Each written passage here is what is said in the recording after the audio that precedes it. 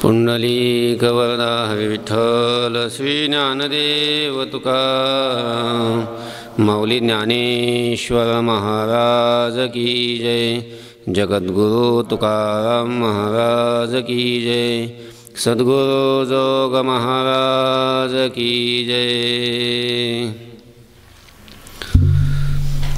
तूची अनाथाचा दाता, दुःख मोह नासावया चिंता, शरण आलो तुझा आता, तारी कृपावंता माय बापा।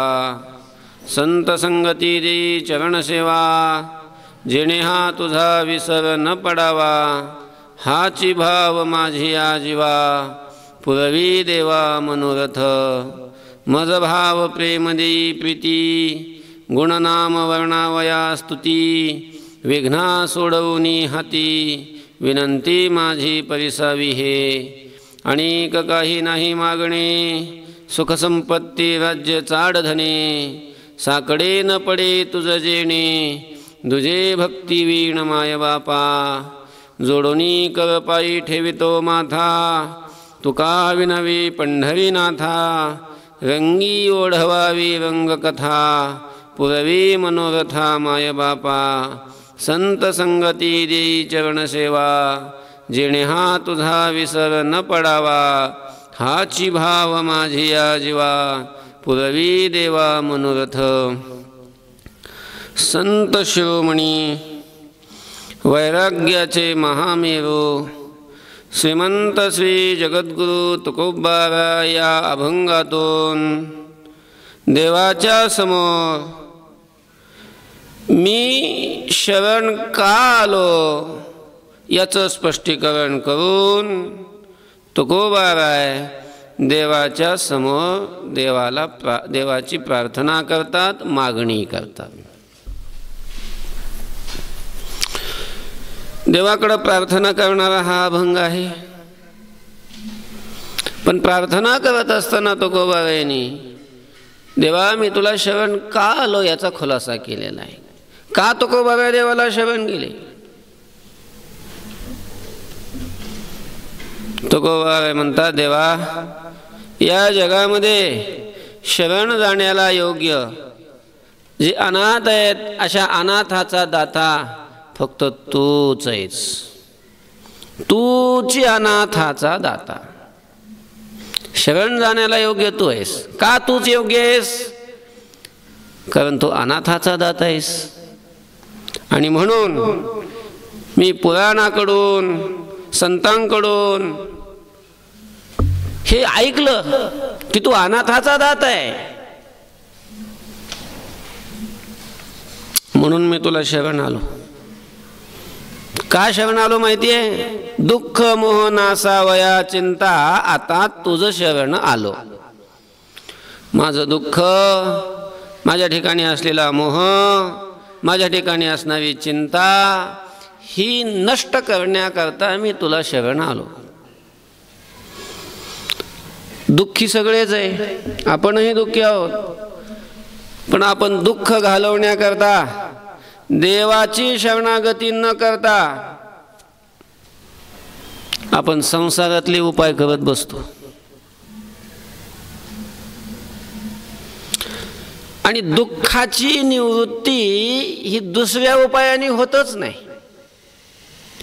या दुःखाला जर कायमचं घालवायचं असेल, दुःखाची आत्यंतिक निवृत्ती जर करायची असेल तर भगवत शरणागती शिवाय दुसरा पर्याय नाही।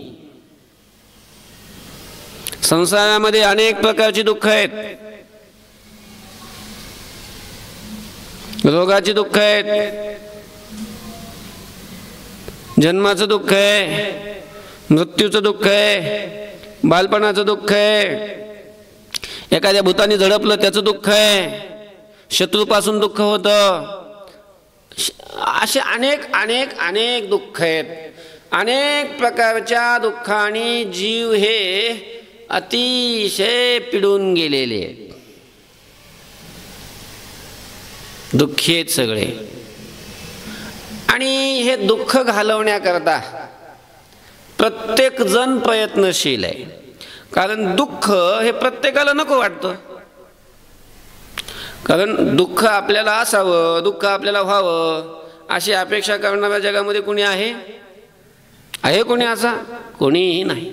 कोणालाच वाटत नाही की आपल्याला दुःख असावं, दुःखाने आपल्याकडे यावं असं कोणालाच वाटत नाही, कोणालाच वाटत नाही. पण दुःख मात्र येतं. दुःखाची अपेक्षा कोणी करत नाही तरी दुःख येतं. कसं काय येतं दुःख? कारण त्याला आपण सुख समजून घेतो अगोदर. आहे दुःख पण त्याला आपण सुख समजलं आणि त्यामुळे त्याला आपण स्वीकारतो. जवळ आल्यावर मग कळतं हे दुःख आहे म्हणून. तसं दुःख आणि सुख एकाच आईची पोरं आहे. ती भाऊच आहेत. मोठं सुख आहे आणि लहान दुःख आहे. पण सुखाची सगळीच अपेक्षा करतात, दुःखाला कोणी नकोच म्हणतं. सुख आलं की सगळे या या या या या महाराज, या महाराज, या महाराज. कुणी लगेच स्वागत करतं, कुणी त्यांचा स्वीकार करतं सुखाचा. आणि दुःख घराच्या बाहेर निघालं की अरे आलं दुःख म्हणलं की सगळे आपले आपले दरवाजे लावते. दुःख यावं असं कुणाला वाटतच नाही, कोणीच त्याचा स्वीकार करेना. ते गेलं घडत आईकडं. ते म्हणे आई दादाला तूच जन्म दिला, जन्माला तूच जन्म दिलास, पण मला असं का केलंस तू? माझा कुणीच स्वीकार करीत नाही. दादा तर सगळे बोलावतात, मला कुणीच बोलावत नाही. असं वाईट वाटलं तिला. मग ज्या वेळेला ते सुख आलं घरी, त्या सुखाला आईनं जवळ बोलवून घेतलं. हे सुखा इकडे काय? अरे हे दुःख सुद्धा तुझाच भाऊ आहे ना, मग काय करू आई? अरे त्याला कोणी स्वीकारितच नाही, त्याला कोणी बोलवितच नाही. त्यांना सांगितलं ती आहेच तसं, जिथं जावं तिथं बॉम्बा बोंब, कशाला त्याला कोणी बोलवीन? नाही तसं नाही. अरे भाऊ आहे तुझा लहान भाऊ आहे. मग काय करू? लहान भाऊ आहे तर अरे फक्त एक काम कर. आता त्याचा स्वभाव तर तसा तुला माहितीच आहे, तर ते काय स्वभाव जात नाही. पण फक्त तुझ्या अंगावरचे कपडे त्याला घालायला दे आणि त्याचे कपडे तू घाल. हा तेवढं करीन वा, तेवढं करू शकतो मी. आणि मग आईनं सांगितल्यामुळं त्या सुखाने त्याचे कपडे काढले आणि कुणाला दिले? दुःखाला दिले. आणि दुःखाचे कपडे कोणी घातले? सुखाने घातले. आणि निघाले दोघं जण बाहेर. आता लोकांनी फक्त ते कपडेच पाहायला लागले, आतलं कोण बघत आहे? वरून कपडे दिसते नुसते, वरची चमकच बघते लोक. ते सुखाने दुःखाचे कपडे घातले आणि ते सुख आलं की लोकांना वाटायचं दुःख आलं म्हणून सगळे दरवाजे लावायला लागले. भगवंताची भक्ती, भगवंताचं नामस्मरण, कथा, योग, याग, तीर्थयात्रा, जप, तप, अनुष्ठान, व्रत, हे सगळं हे काय आहे? लोकांना वाटतं अबो किती दुःख आहे. अरे ते सुख आहे, सुख. भगवंताच्या नामस्मरणाने सुख प्राप्त होणार आहे, पण वरून ते दुःख दिसतंय.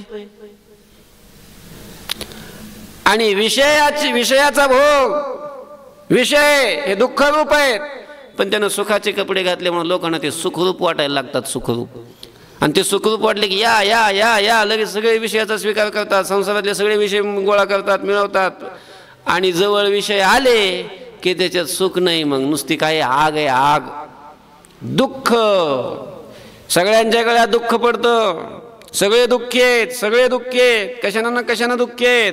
फक्त प्रतिकूल विषय भेटल्यावर दुःख आहे असं नाही. दुःखाचे वेगवेगळे प्रकार आहेत. दुःखाचे तसे शास्त्रामध्ये 3 प्रकार सांगितलेले आहेत.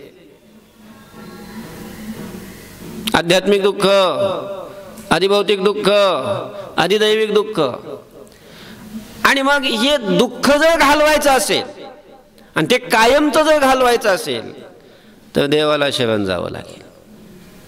देवाच्या शरणागतीशिवाय दुःख जात नाही. आपण दुःख घालवण्याचा प्रयत्न करतो, दुःख जातही, पण कायमचं नाही जात. दुःख जर कायमचंच घालवायचं असेल तर देवाला शरण जावं लागेल. दुःख घालवण्याचे 2 प्रकार, तात्पुरतं घालवणं आणि कायमचं घालवणं. तात्पुरतं घालवलेलं ते तेवढ्या पुरतं जातं, पुन्हा येतं ते त्या लापट जावयासारखं. लापट जावय माहितीये ना, ते एक लापट जावय लोचट. आता ते एक जावई काम करायचं जीवा येतं त्याच्या,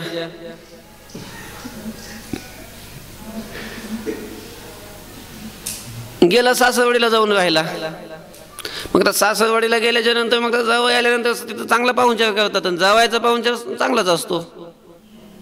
मग गेल्या गेल्या पाहुणचार चांगला केला, त्याला वाटलं आपल्या तिकडच्या पेक्षा इथं लय बरं आहे, कारण इथं काही कामही नाही आणि खायची किती मजा, आणि सगळे लोक पुन्हा किती प्रेमानं बोलतात. त्याला वाटलं किती बरं इथं. आणि तिकडं त्याच्या घरी ते काम करीत नसल्यामुळं शाळा शिकलं नाही, दुकान चालवायची अक्कल नाही, कुठला काही धंदा करता येत नाही, शेती करायची जीवावर येते, असं काहीच करत नव्हतं. आई तर कोण देईन खायला, सगळे हाड हाड हाड करीत त्याची. घरामध्ये जर ते काय करीत असेल, काय कमवीत असेल तर लोक नीट बोलतात, बरं बोलतात, नाही तर कुत्र्याची त्याची सारखी स्थिती. आणि ते हाड हाड हाड हाड करायचे सगळे घरामध्ये. पण सासरवाडीला गेल्यानंतर त्याची किती मजा झाली, तर वाटलं इथं बरं आहे वा, आता तिकडं जाणंच नको. म्हणून एक दिवस राहिला. मग दुसऱ्या दिवशी म्हणले पाहुण्याने थांबून घेतला, राहा ना इथंच, 1-2 दिवस राहा. अजून राहिला. 2 दिवस झाले, 3 दिवस झाले, 4 दिवस झाले, 5 दिवस झाले, बरेच दिवस असं 4-5 दिवस राहिले. पण त्यो मग नंतर पाहुण्याने राहामध्ये सोडून दिलं, पण तो काही जायचं नावच काढीना. महिनाभर राहिला हो. पण किती दिवस, आता महिना, आता जरी पाहुणा असला आणि जावई असला तरी घरी कोण जावायला ठेवून घेईन गाव. जावई जड होतो, कितीही चांगला जावई असला, गोरा गोमटा असला, तरुण असला, कसाही असला, पण जावई दुसऱ्याच आहे ना. तो आपल्या घरचा व्यक्ती थोडा आहे. तो जे आपलं असतं ते जड होत नाही, बाहेरचं दुसऱ्याचं जड होत असतं. कधी जाईन हो ते, आता कोणी म्हणाल ते जा असं म्हणायलाच कोणी तयार होईना. मग शेवटी ती सासू आणि सासरे जे होते की नाही, ती सासू म्हणजे तुम्ही म्हणा की जावायला जा, आम्ही कसं काय म्हणू, तू म्हण ना. कोणी काय म्हणे ना, पण मग त्यांनी असं तोंडाने तर म्हणायचं नाही, पण जावाई बुवा गेले पाहिजे अशी आपण कृती करू म्हणे. जावाई रामलाय कशामुळे येतं, त्यांच्याही लक्षात आलं की त्याला काम करायचं जीवावर येतं, आणि इथं पाहुण्याच्या घरी चांगलं चांगलं दररोज खायला भेटतं आयतं, त्याच्यामुळं रामला येतं. असं कर, उद्या आजपासून तू चांगला स्वयंपाकच चांगला करायचा. पिठलं भाकर केली, त्याच्या अगोदर पुरणपोळी केली की समजा पाहुण्याने आता पुरणपोळी केली म्हणजे आता निघायचंय. कारण पुरणपोळी पाहुणे जे करतात ते कशासाठी, वाटा लावायसाठीच. पुरणपोळी केली पण तरी तो काय निघाच ना, पायच काढे ना. पुन्हा पिठलं भाकर केलं तरी तो काय हा नाव घेणं निघायचं. मग हे बघ, असं कर, पिठलंच करायचं दररोज, पण त्यात एखाद्या दिवशी तिखट तरी जास्त टाकायचं, नाही तर मीठ तरी टाकायचं नाही. असं दररोज काही ना काहीतरी ती भाजी बिघडून टाकायची, आणि त्याचं इथं मनच नाही लागलं पाहिजे ते त्याला बेचव खाल्ल्यामुळं. तसं करून पाहिलं पण तरी ते काही नाव काढी ना, निघायचं. एके दिवशी दोघांनी नाटक केलं. काय नाटक केलं? नाटक असं केलं, भांडणाचं नाटक केलं. म्हणजे खरोखर भांडणं नाही केले, नाटक केलं. पूर्वी असे काही बल्ब नव्हते, दिवे होते, दिवे चिमण्या लावायचे असे. हे बघ म्हणे, आपण संध्याकाळी आहे ना जेवायला बसलो की ते जावाई बसणार जेवायला माझ्याबरोबर, आणि जेवायला आम्हाला वाढायचं ना. मी जेवायला सुरू केलं की अशी तुझ्या हाताने तुझी दिवा विझवून टाकायचा, आणि तू दिवा विझवला की मग मी तुला मारीन म्हणजे फक्त मारल्यासारखं करीन. तू फक्त आरडायचं. आणि मग असं 1-2 दिवस त्याच्यासमोर भांडणं केले की ती मग पाहुणा इथं काय इथं राहणार नाही, निघून जाईन कंटाळून. असं वाटलं. म्हणजे दोघांनी असं लगेच तिने जेवायला बसले. रात्रीच्या वेळेला तिनं तो दिवा विझवून टाकला, आणि ह्यानं लगेच ती दिवा कसं काय विजला किंवा हे पिटलं असं कसं काय खबर झालं म्हणून त्यांनी धरलं तिला, दोन्ही हात धरले. असं जवळ काहीतरी लाकूड बिकूड होतं, लाकूड घेतलं असं आणि अंधारात काही दिसतच नव्हतं. असं मोठ्याने बोलायचा, शिवी द्यायचा, तुझ्या आईनं तुला असंच शिकवलं का, अशीच भाजी करत असतात का, आणि असा दणका मारायचा. पण दणका कुठं मारायचा, खाली जमिनीवरच मारायचा. आणि जमिनीवर दणका लागला की अगं मायो म्हणून अगायो करून त्यानं असं ओरडायचं. आता त्यांनी आपले पाहुण्यांना ते दोघांचं भाऊ सोडावं म्हणून ते सोडवण्याकरता मध्ये गेला. आता मध्ये सोडायला आल्यानंतर तुम्ही सोडावं पाहुणं, हिला अशी सवय आहे म्हणून त्याला 2-4 दणके मारले. पाहुण्याला दणके मारले मध्ये आला तर. दणके खाल्ल्यानंतर मग त्याने दिलं सोडून, तुम्ही चलते म्हणे भांडणं. मग त्याने मी जातो म्हणलं आता गाव सोडून, मी आता माझ्या गावाला म्हणून असं गेला निघून गेला. निघून गेल्यानंतर यांना खूप आनंद झाला. कोणाला? त्या सासू सासऱ्यांना खूप आनंद झाला. आनंदामध्ये लगेच त्यानं ती मागायची तिथला खाडी टाकून दिली. तिनं लगेच दिवा लावला आणि दोघंजण जेवायला बसले. आणि मग जेवायला बसल्यावर मग दोघांची चर्चा सुरू झाली. दोघं लागले हसायला मोठ्याने. ते म्हणे मी कसं तुला मागायचं नाटक केलं. मग ती म्हणली मी कसं रडायचं नाटक केलं. तो गेलाच नव्हता, सदाबाईतून पाहत होता. तो लगेच मध्ये आला आणि म्हणला मी सुद्धा कसं जायचं नाटक केलं. म्हणजे एवढं अंधारामध्ये फटके खाऊन सुद्धा तो पाहुणा गेला नाही. फक्त गेल्यासारखं केलं त्यानं. फक्त काय केलं? गेल्यासारखं केलं, गेला नाही. तसं भगवत शरणागती वाचून आपण जर दुःख घालवण्याचा प्रयत्न केला तर ते दुःख फक्त गेल्यासारखं करतं, पुन्हा येतं. ते गेलं म्हणून तर पुढे येतं वेगळ्या रूपाने. जात नाही, कायमचं जात नाही, तात्पुरतं जातं. आणि मग त्या तात्पुरत्या जाण्याला शास्त्रामध्ये काय म्हणतात? लयरूप निवृत्ती म्हणतात. लयरूप निवृत्ती. आणि कायमची जी निवृत्ती असते, यद्गत्वा न निवर्तन्ते, एकदा ते गेलं की पुन्हा ते परत येत नाही, असं जे जाणे त्याला काय म्हणायचं? आत्यंतिक निवृत्ती. लयरूप निवृत्ती आणि आत्यंतिक निवृत्ती. ताप आला, दवाखान्यात गेला, घेतल्या गोळ्या, गेला ताप, गेलं की नाही तापेचं दुःख. सर्दी झाली, घेतल्या गोळ्या, गेली सर्दी, गेली का नाही सर्दी, दुःख गेलं की नाही. पण कायमचं गेलं का? पुन्हा बाहेर गेला, पावसात भिजला की पुन्हा सर्दी आहेच, पुन्हा बल्ब लागत येत. कायमचं दुःख जात नाही. कायमचं दुःख घालवायचं असेल तर त्याच्याकरता भगवत शरणागती, देवाला शरण गेलं पाहिजे. देवाला शरण गेलं पाहिजे. तात्पुरती निवृत्ती म्हणजे तेवढ्या पुरती. कायमची निवृत्ती म्हणजे पुन्हा ती एकदा नष्ट झाली की पुन्हा ती उत्पन्नच होत नाही, पुन्हा येतच नाही. दुःख मनुष्याला जावं जे वाटतं ते कायमचं जावं वाटतं. म्हणजे दुःखाची आत्यंतिक निवृत्ती व्हावी वाटते. पण ती आत्यंतिक निवृत्ती होण्यासाठी देवाला शरण गेलं पाहिजे. देवाला. लौकिक उपायाने दुःख जात नाही असं नाही, जातं, पण ते त्या दुःखाची लयरूप निवृत्ती होते, आत्यंतिक निवृत्ती नाही होत. आत्यंतिक निवृत्ती त्या निवृत्तीला म्हणतात की कारणासह कार्याची जी निवृत्ती तिला काय म्हणतात? आत्यंतिक निवृत्ती. आणि कारण तसंच राहता फक्त कार्याची झालेली निवृत्ती त्याला काय म्हणतात? लयरूप निवृत्ती. जसं दाढी आली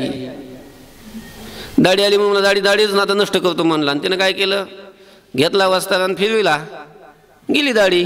आता दाढी गेली, संपली, दाढी नष्ट झाली, पण कायमची नष्ट झाली का? नाही. 4 दिवसामध्ये अजून खुरट दिसतात, तेवढ्या पुरती गेली, ती कायमची नाही गेली.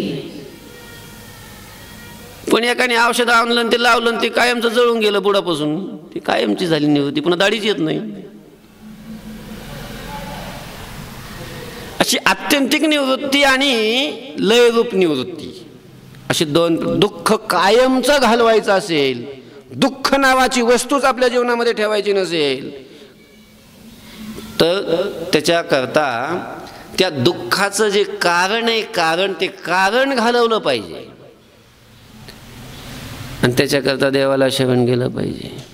काय आहे दुःखाचं कारण? दुःखाचं कारण आहे मोह. दुःखाची कारण आहे चिंता. चिंता आणि मोह हे दुःखाचं कारण आहे. आणि तो मोह आणि चिंता त्यालाही अजून कारण आहे. मूळ कारण ते नाही आहे, पण मूळ कारण अजून दुसरंच आहे. पण दुःख जे होतं ते कशामुळं होतं? या मोहामुळं आणि चिंतेमुळं. चिंता ही दुःख देते. चिंता असेल तर दुःख आहे, चिंता नसेल तर दुःख नाही आहे. आणि मोह नष्ट करणं, दुःख नष्ट करणं, चिंता नष्ट करणं, तसं एवढं ही आपल्या आवाक्यातलं काम नाही. आणि म्हणून देवाला शरण जावं लागतं. देवाला तुकोबा म्हणता, देवा पांडुरंगा, मी तुला जे शरण आलो ते कशा करता? दुःख, मोह आणि चिंता नासावया. दुःख, मोह नासावया, चिंता. मोह म्हणजे काय? मोह म्हणजे प्रेम, आसक्ती, चिकटा. काय? संसारामध्ये, संसारातल्या वस्तूविषयी, आपल्या परिवाराविषयी, आपल्या घरादाराविषयी, आपल्या नातेसंबंधीविषयी मनामध्ये एक जे आकर्षण असतं, ते आकर्षणाचं नाव काय आहे? मोह. त्याला काय म्हणतात? मोह. आणि परमार्थामध्ये हा मोह सोडावा लागतो. दुःख हा मोह देत असतो. मोह फार ताकद आहे या मोहामध्ये. सामान्य नका समजू या मोहाला. आपल्याला संसारामध्ये बांधून ठेवणारा आणि दुःख भोगायला लावणारा हा मोह आहे. मोह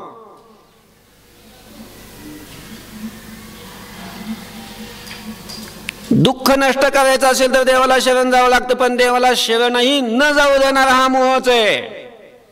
मोहच आडवा येतो, देवाकडे जाऊ देत नाही, भगवत भक्ती करू देत नाही, साधना करू देत नाही. हा मोह नष्ट झाला पाहिजे.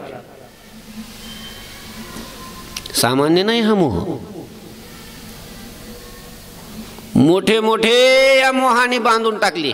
मोठे अर्जुनासारखे. अर्जुन सामान्य, जेणे संग्रामी हर जिंकिला, निवात कवचाचा ठाव फेडिला, तो अर्जुन मोहे कवळीला क्षणा माझी. ज्या अर्जुनाने भगवान शंकराला युद्धामध्ये जिंकलं, ज्या अर्जुनाने निवात आणि कवच नावाचे राक्षस त्यांचा ठाव ठिकाणा नष्ट करून टाकला, पण तोच अर्जुन जो भगवान शंकरांना जिंकतो, त्या अर्जुनाला या मोहाने एका क्षणामध्ये बांधून टाकलं. क्षणामध्ये व्यापलं. तसा हा मोह दिसायला वरून फार कोवळा दिसतोय, फार नाजूक आहे. मोह, स्नेह, प्रेम हे सगळे थोड्या अंतराने एकच अर्थाचे सगळे शब्द आहेत. म्हणायचं प्रेम, म्हणायचं स्नेह, पण ते फार हे कोवळं वाटतं वरून. पण हे कोवळं नाही, मोह कोवळा नाही, फार कठीण आहे. कधी कळतो याचा कठीणपणा? ज्यावेळेला आपण हा मोह नष्ट करायला जातो त्यावेळेला फार दुःख देतो हा मोह. अर्जुनाची काय स्थिती झाली होती? तोच अर्जुन ज्यावेळेला महाभारत युद्धाच्या वेळी युद्धामध्ये गेला आणि समोर पाहिले कोणाबरोबर युद्ध करायचंय, समोर कोण दिसलं?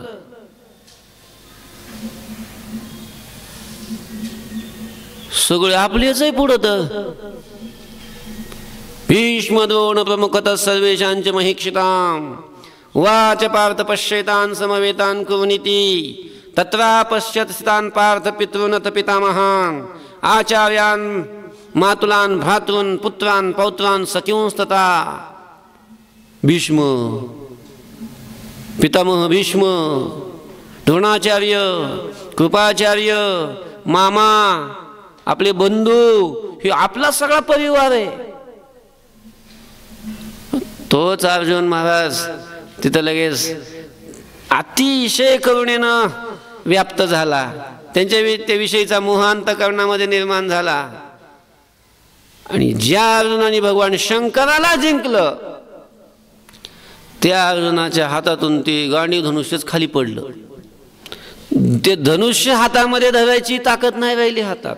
गांडीवम संसते हस्तात त्वक्चैव परिदह्यते न च शक्नोम्यवस्थातुं भ्रमति वच मे मनः. काही समजणार.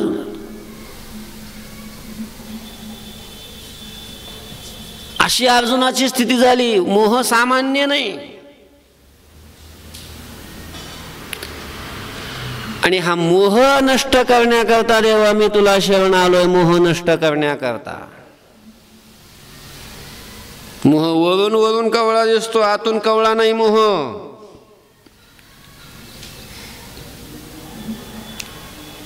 जैसे भ्रमरभेदी कोडे भल तैसे काष्ट कोरडे पवी कळिके माझी सापडे कोवळे ते तर उत्तीर्ण होईल प्राणे पवी कमळदळ चिरुणे. त्या मोहाचं स्वरूप स्पष्ट करण्याकरता ज्ञानोबांनी गोव्या लिहिलेल्या त्या. कसा आहे मोह? जैसे भ्रमरभेदी, त्या भ्रमराचं उदाहरण दिलंय. तो भ्रमर आहे. त्या भ्रमराच्या ठिकाणी एवढी देवानी शक्ती दिलेली आहे की वाळलेली कसलीही लाकडं तो फोडतो.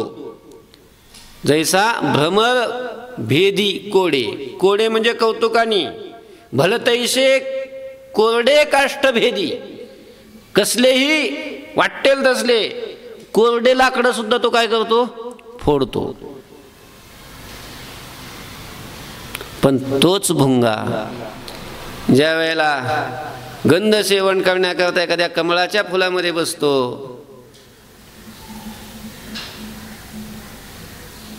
आणि तो पराग सेवन करण्यामध्ये एवढा रंगून जातो, एवढा रंगून जातो, एवढा रंगून जातो की माणसं जशी विषयात रंगतात तसा. आणि मग त्याला कधी दिवस मावळला हेही लक्षात येत नाही, कधी सूर्य अस्ताला गेला हेही लक्षात येत नाही. आणि ते फूल कमळ हे सूर्यविकाशाने असतं, त्याला भुंग्याचं काहीच घेणं देणं नाही. ते सूर्य अस्ताला गेला की ते मिटतं. आणि मग कमळ मिटल्यावर याच्या लक्षात येतं की मग अरे बापरे, हे कमळ तर मिटलं, आता कसं करायचं? त्याच्यामध्ये एवढी ताकद आहे की त्या कमळाला फाडून, कमळाला तोडून तो बाहेर निघून जाऊ शकतो.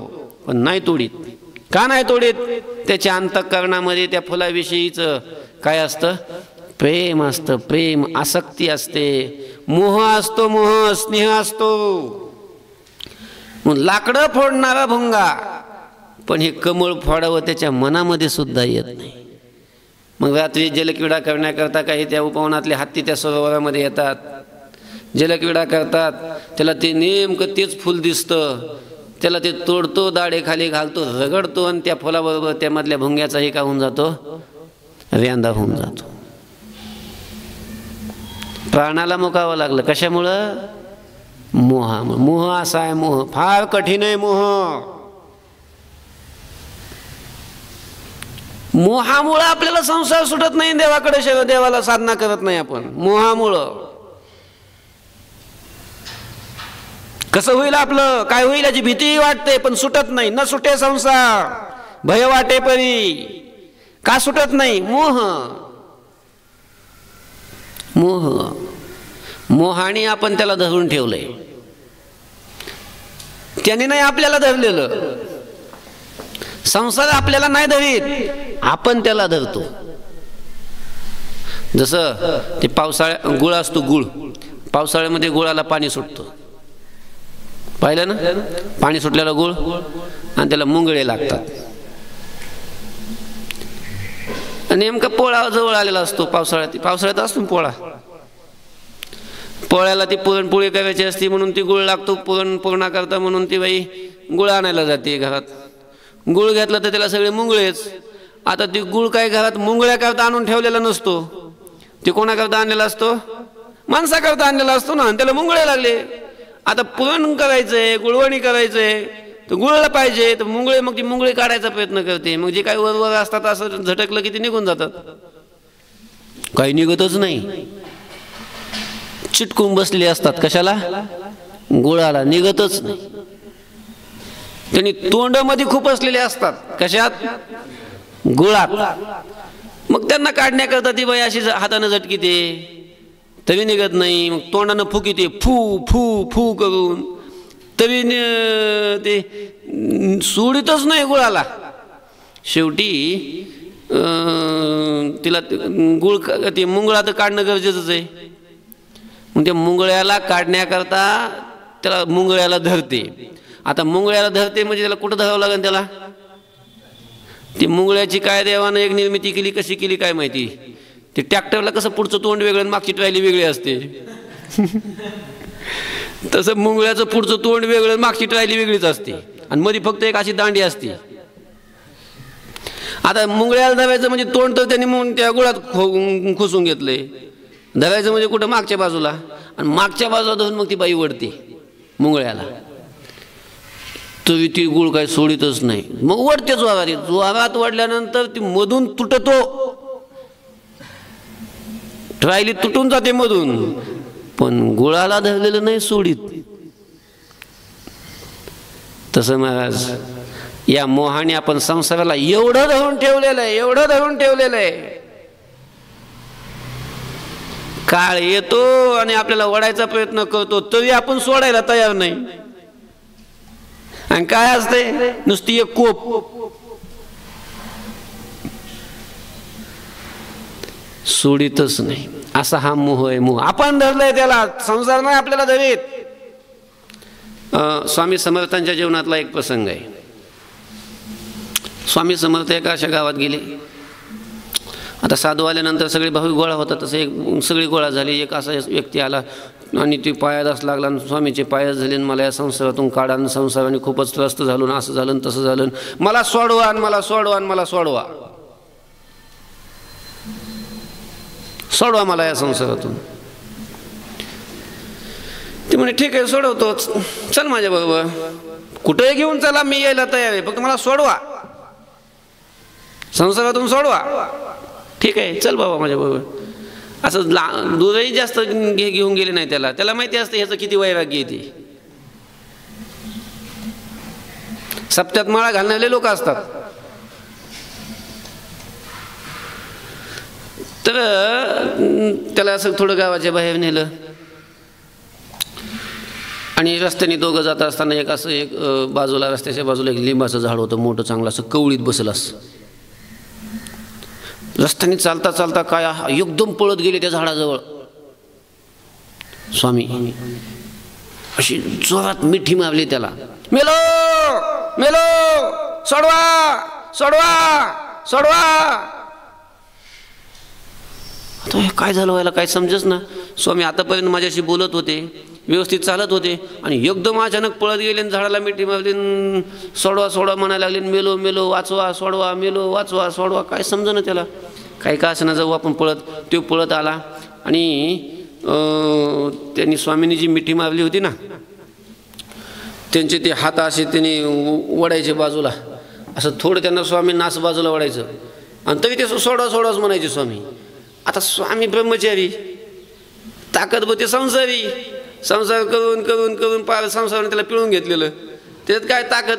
आता स्वामींनी नुसतं असं केलं की पुन्हा ते अजून पुढे असलं की अजून मिठी मारायची त्यांनी, आणि पुन्हा म्हणायचं सोडवा सोडवा सोडवा, मेलो मेलो मेलो. असं 2-4 वेळेला झालं. त्यांनी असं थोडंसं मिठी सैल केली की असं मागं वडायचं, आणि त्यांनी मागं वडलं की पुन्हा जोरात असून त्यांनी असून त्याला त्याच्यासह त्याला मिठी मारायची झाडाला त्या. मग त्यानं नाद सोडून दिला, त्यांना सोडायचा. जवळ गेला, म्हटला स्वामी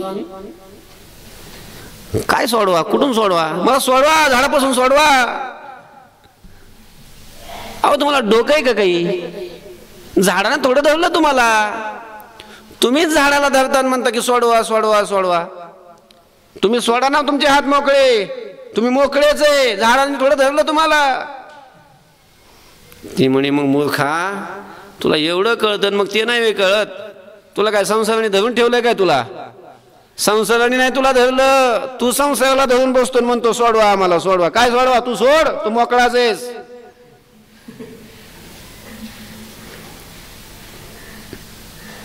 काय बरोबर आहे ना? पण तरी सुटत नाही. सुटतं काय?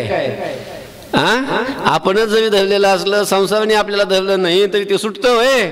संसार सुटतो? नाही सुटत. का नाही सुटत? नाही सुटत.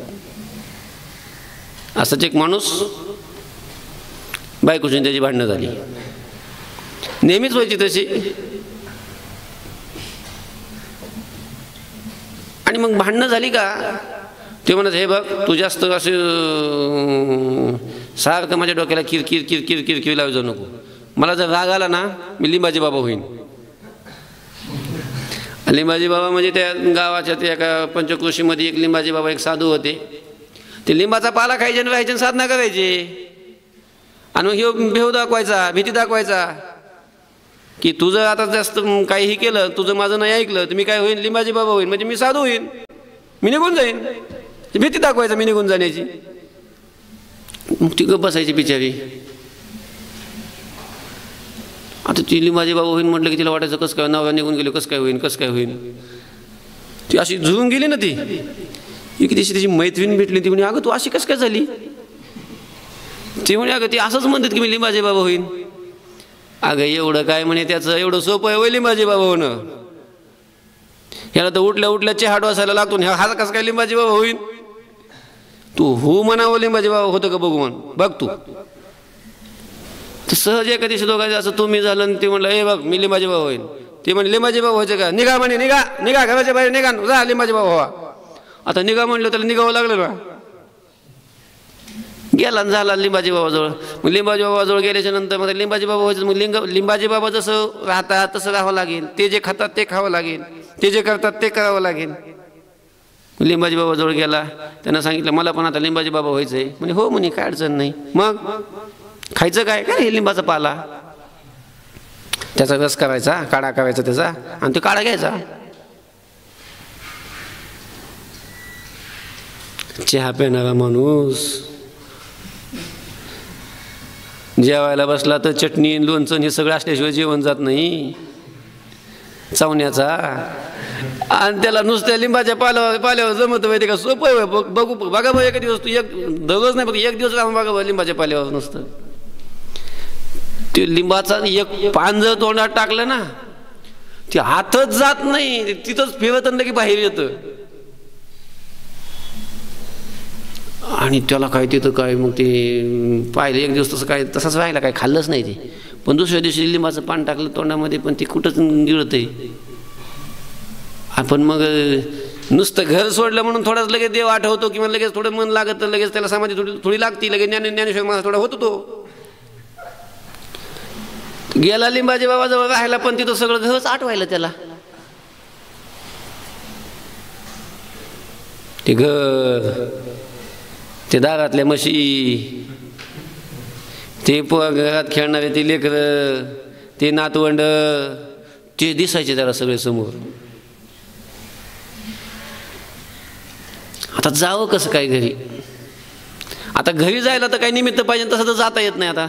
आणि त्याला तिथं तर कर म्हणा, जायची तर इच्छा झाली घरी, पण जायचं कसं? कोणत्या तोंडाने मी आलो म्हणायचं? आता काय झालं, तो ज्या रानात तिथं त्याचा आश्रम होता का नाही, त्या साधूचा लिंबाजी बाबाचा, जिथं तो त्या आश्रमात जाऊन राहिला होता, त्या गाय रानात तिथं काही असे गावातले गुरं चारायला आणले. तिथं यायचे नेहमीच. आणि मग त्या रानामध्ये ती जी गुरं होते ना येणारी, चरायला येणारी, त्या गुरामध्ये त्याच्या घरची गुरं यायची. मग त्या गुरांचा शोध घेतला आणि नेमके संध्याकाळच्या वेळेला गुरं गावाकडे चालले की त्याच्या घरी जाणारी जी म्हैस आहे त्या म्हशीचं शिपूट धरलं. त्यानेच शिपूट धरलं आणि लोंबायला लागला मागं. ती म्हैस लागली पळायला. मग आणि मग म्हैस आता कुठं पळणार आहे जाऊन पळून पळून? घरीच जाणार आहे ना ती आता संध्याकाळी. कुठं जातं जनावर? ती लागली पळायला जोरात. आणि मग हा म्हणायचं आगा ग म्हशी मला कुठं नेशी, आगा ग म्हशी मला कुठं नेशी, आगा ग म्हशी मला कुठं नेशी. आता म्हैस कुठं नेणार? घरीच घेऊन जाणार आहे ना. मग ती ओढत असताना सगळ्या म्हशीच्या लाता लागायच्या, दगड लागायचे, रक्तबंबाळ झाला तरी शिपूट नाही सोडलं. आणि कुठं जाऊन पडला? पुन्हा घरात जाऊन घरी जाऊन पडला. म्हणजे असा असतो मोह. सोडायला लागलो तर सुटत नाही, पुन्हा म्हशीचं शिपूट धरून घरीच येतो. मोहाला सोडणं, मोहावर विजय मिळवणं, मोहाला नष्ट करणं एवढं सोपं नाही.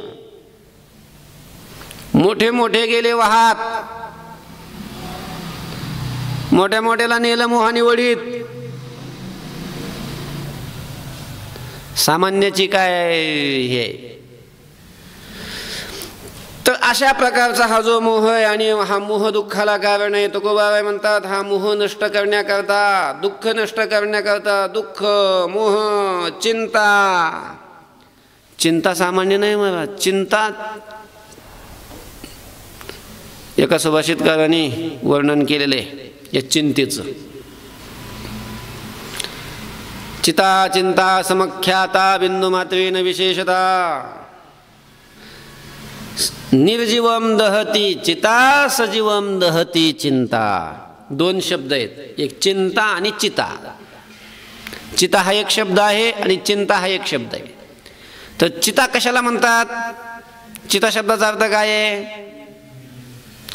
चिता म्हणजे काय?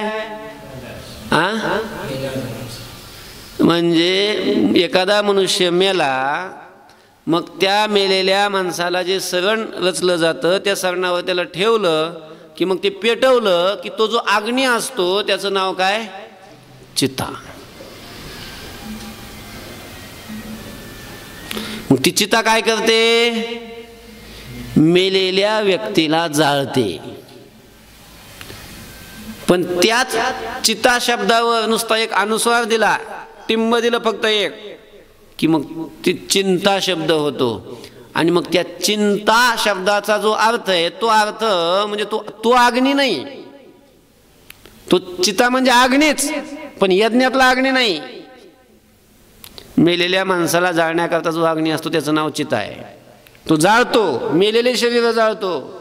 पण चिंता ही अशी अग्नी आहे, अशी ज्वाला आहे की ती मेलेल्या माणसाला नाही जाळीत, जिवंत माणसाला जाळते. जिवंत माणसाला.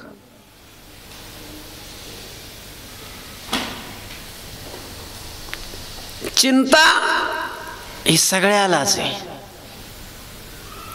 आणि ही सगळी चिंता, मोह, दुःख हे अशा सगळ्या गोष्टी नष्ट करण्याकरता तुकोबाबाई म्हणतात मी तुला काय झालो? शरण आलो.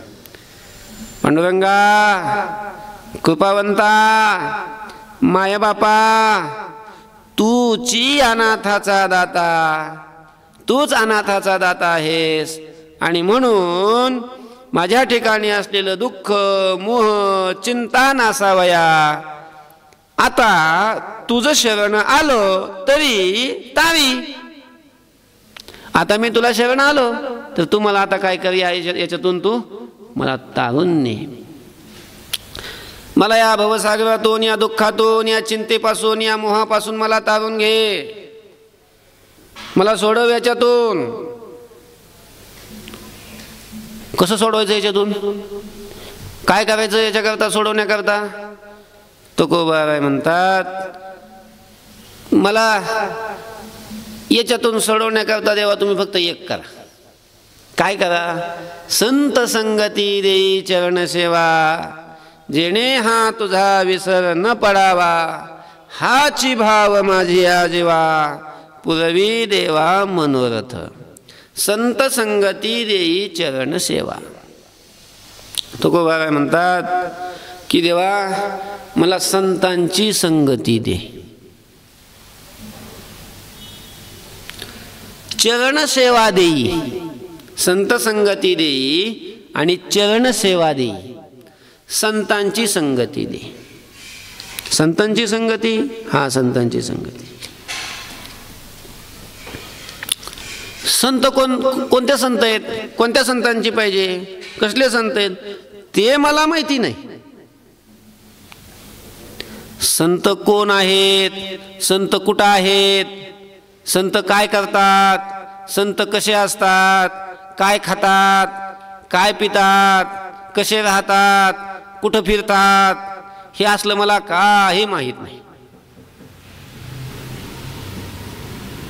कैवलिंग स्त्रीन गुणाने तानतितो भवती प्रभो किमाचार कथम चेतां स्त्रीन गुणानति वर्तते. ह्या गोष्टी मला माहिती नाही आहे काही, पण तुला माहिती आहेत ना, तुला ज्ञात आहेत ना, तू सर्वज्ञ आहेस ना.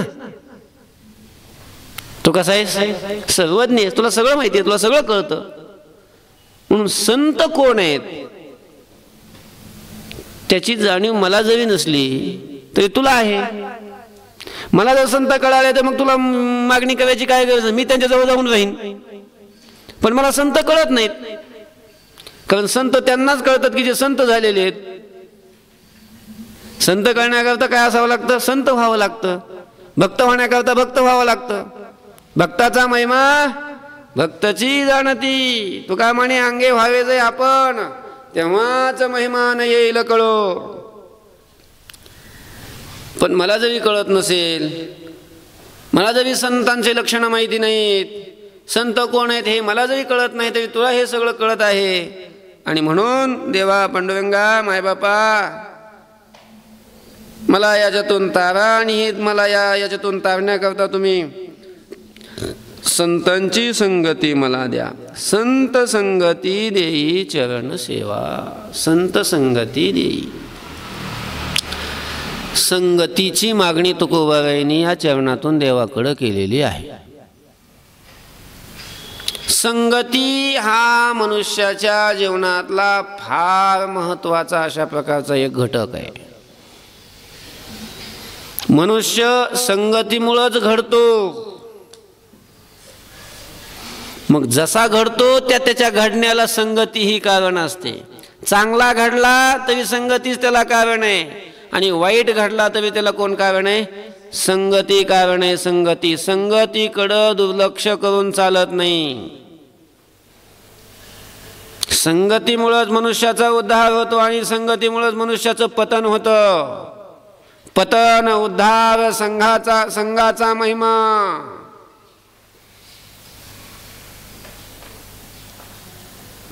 चांगलंही संगतीमुळेच होतं, आणि वाईटही कशामुळे होतं, संगतीमुळेच होतं.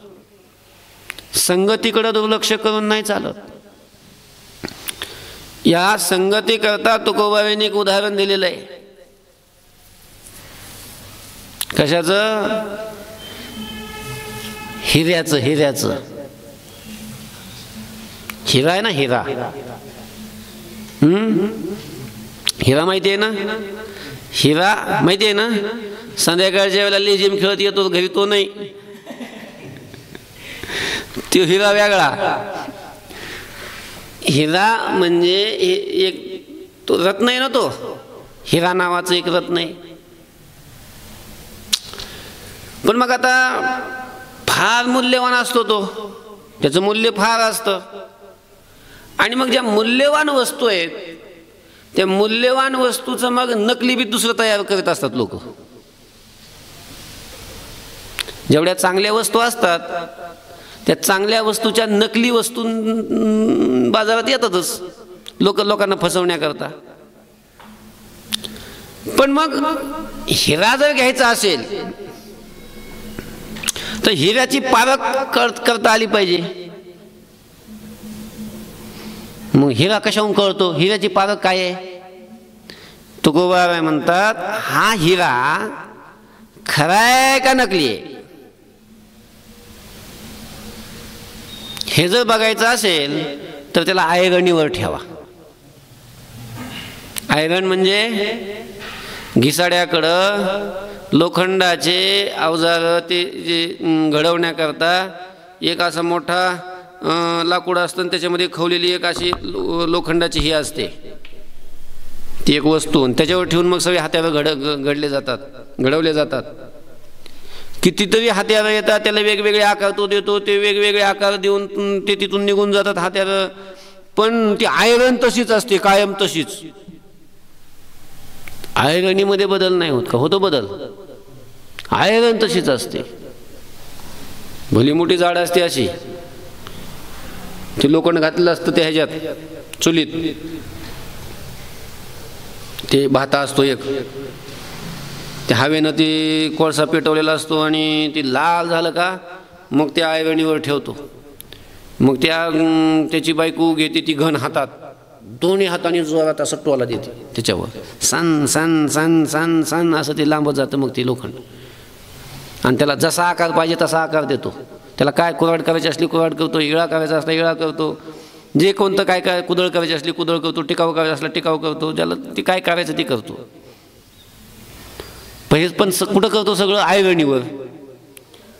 म्हणजे कितीतरी असे त्यांनी अवजार त्या आयरणीवर केलेले असतात, ते त्याला आकार दिलेले असतात, पण आयरन तशीच असते. तीच आयरन त्याच्या आजोबानं तीच वापरली, त्याच्या बापानं तीच वापरली, तीच वापरायला लागला. आता पुढे त्याचा मुलगा तीच आयरन वापरतो. आयरणीत बदलच होत नाही काही. तुकोबा म्हणतात अशा आयरणीवर हिरा ठेवायचा आणि त्या आयरणीवर ठेवून त्या हिऱ्यावर घणाने हाणायचं. घन म्हणजे पकवाज लावायची हातोडी नाही. असं एका हाताने मारतात ना त्याला हातोडी म्हणतात. एका हाताने मारता येत नाही, जड असते म्हणून 2 हात लावावे लागतात ना, असं उचलून मारावं लागतं, त्याला हातोडा म्हणतात. हातोडा जो असतो एका हाताने हाणता येत नाही, त्याला 2 हात लावावे लागतात. 2 हातांनी उचलून जो असा मारला जातो त्याला काय म्हणतात? उचलायचा आणि मारायचा, उचलायचा आणि मारायचा, त्याला काय म्हणतात? हातोडा. पण हातोड्यापेक्षा मोठा असतो घन, त्यालाही मारावंच लागतं, पण त्याला असं उचलून नाही मारता येत, असं उचलतच नाही देऊ, मग त्याला असं फिरवून मारावं लागतं. असं इतका मोठा तो घन, त्या घनाने मारायचं. कशावर? हिऱ्यावर. खाली आयरन आहे, त्याच्यावर हिरा आहे आणि टोला मारायचा हिऱ्यावर. आणि जर तो खरा हिरा असेल तर तो आयरणीत घुसतो, फुटत नाही. आणि जर नकली असेल तर मग लगेच बुगा चुरा होऊन जातो त्याचा. हिरा ठेविता आयरणी वाचे माविता जो घनी, करणीचा होय चुरा तोची मोल पावे खरा, करणीचा होय चुरा. जो खरा आहे त्याला मोल प्राप्त होतं आणि जो करणीचा आहे त्याला चुरा होऊन जातो. ही हिऱ्याची पारख कशी करायची ती सांगितली. म्हणजे जो हिरा आयरणीवर ठेवून घनाने मारला तरी जो फुटत नाही, आयरणीत घुसतो नाही तर घनात घुसतो, एवढा कठीण असतो हिरा जो खरा असेल तर. पण तोच हिरा एवढा कठीण असला, लोखंडात घुसणारा हिरा, पण एका क्षणापुरता जरी नुसता ढेकणाच्या संगतीत आला. ढेकून म्हणजे काय? आपल्या घरात असताना ढेकणं बाजेला, पलंगाला, खाट्याला, खांबाला वगैरे असे असतात. एक किडा एवढा एवढा दाबला की फुटून जातो, मरतो. पण त्याच्या संगतीमध्ये जर हिरा आला, एका क्षणात त्याचा चुरा होऊन जातो, घनाने हाणावं लागत नाही. खरा जरी हिरा असला तरी चुरा होऊन जातो. हा कोणाचा महिमा आहे? ढेकणाचा नाही, ढेकणाच्या संगतीचा. ढेकणाचा म्हणजे हिऱ्याचा चुरा करतो, हिऱ्याचा चुरा. संगतीला सामान्य नका समजू, संगती सामान्य नाही. अशा ढेकणाच्या संगतीत जायचा प्रयत्न नका करू.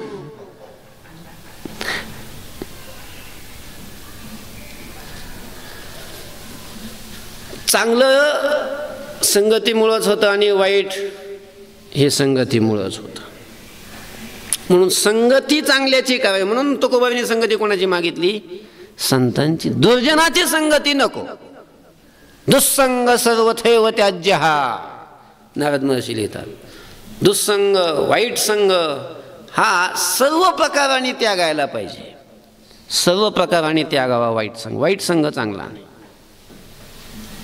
एकाच उदाहरणामध्ये दोन्ही सांगतो तुम्हाला. संगतीमुळे मनुष्य कसा घडतो. अजामेळाचं उदाहरण सांगतो. अजामेळ ब्राह्मण कुळामध्ये जन्माला आलेला, सदाचारी ब्राह्मण, वेदपाठी ब्राह्मण.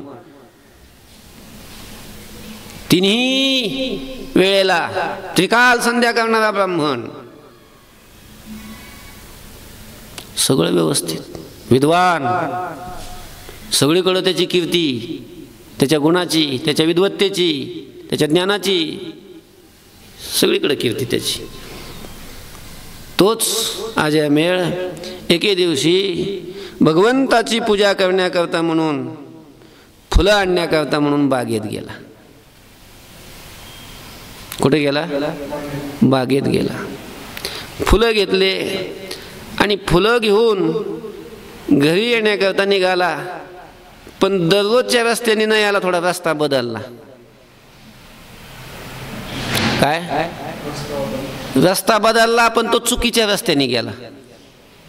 रस्ता बदली ना का, पण चुकीचा नाही धरावा. रस्ता धरला त्यांनी दुसरा, पण कोणता धरला? चुकीचा रस्ता धरला. त्या चुकीच्या रस्त्याने गेला, पण ती रस्ता त्याला दुसरीकडेच घेऊन गेला. अशा ठिकाणी तो गेला की समोर पाहिलं त्यांनी एक दृश्य. रस्त्यावरच एक वेश्या आहे. थोडंही अंगावर वस्त्र नाही, इतकिंचितही अंगावर वस्त्र नाही, नग्न आहे. एक तिच्या ठिकाणी आसक्त झालेला एक पुरुष आहे, तोही नग्न आहे. आणि दोघांचा पशुधर्म रस्त्यावरच चालू आहे. त्याने ते पाहिलं. अरे अरे अरे अरे, डोळे झाकून घेतले. काय जे पाहून ते पाहायला भेटलं म्हणजे सकाळी सकाळी. तो तिथून परत फिरला, पुन्हा पहिल्या जागेवर आला. तिथून पुन्हा घरी गेला. घरी गेल्यानंतर पूजेला बसला, पूजा करायला लागला. पूजेत काय मन लागेना, ते रस्त्यात जे दृश्य पाहिलं तेच त्याला दृश्य समोर दिसायचं. अरे अरे, पूजेत वाईट वाटायला लागलं त्याला. पूजेत भगवंताचं चिंतन होईना, भगवंताच्या पूजेमध्ये मन लागेना, तेच दिसायचं. ते कसे बोलत होते, ते कशी क्रिया करत होते, तेच त्याला ते समोर दिसायचं. तेच दिसल्यामुळं, त्याचंच चिंतन केल्यामुळं, हळूहळू त्या चिंतनानं त्याचंच ध्यान केल्यामुळं त्याला तिच्या ठिकाणी आवड निर्माण झाली. तसं कारण ज्याचं चिंतन मनुष्य करतो त्याच्या ठिकाणची आवड होत असते निर्माण. ध्यायतो विषयान् पुंसः संगस्तेषु उपजायते. पुरुषाने त्याचं ध्यान केलं की त्याच्या ठिकाणी संगहा जायते, तेषु संगहा जायते, त्याच्या ठिकाणी आसक्ती निर्माण होते.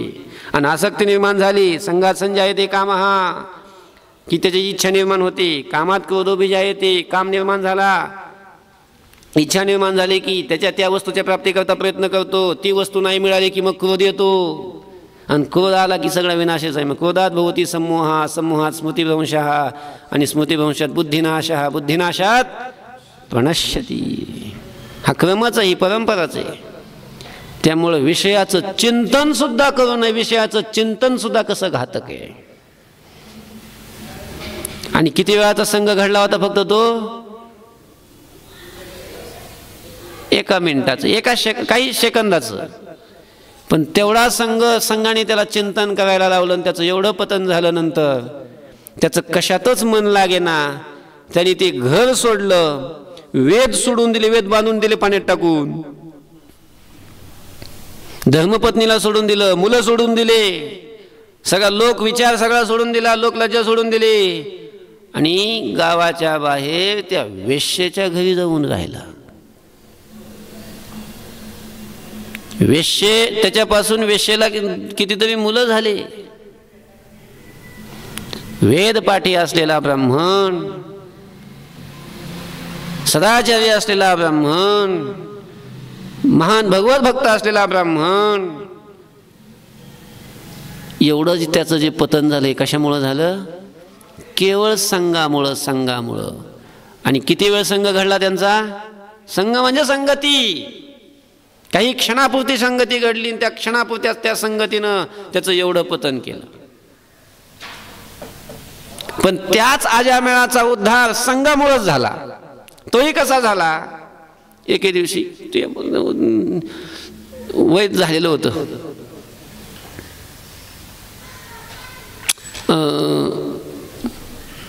त्या वेश्येला एक त्याच्यापासून गर्भ राहिला होता, शेवटचाच होता ते. आणि ती गरोदर असताना नारदांचं एके दिवशी तिथं आगमन झालं.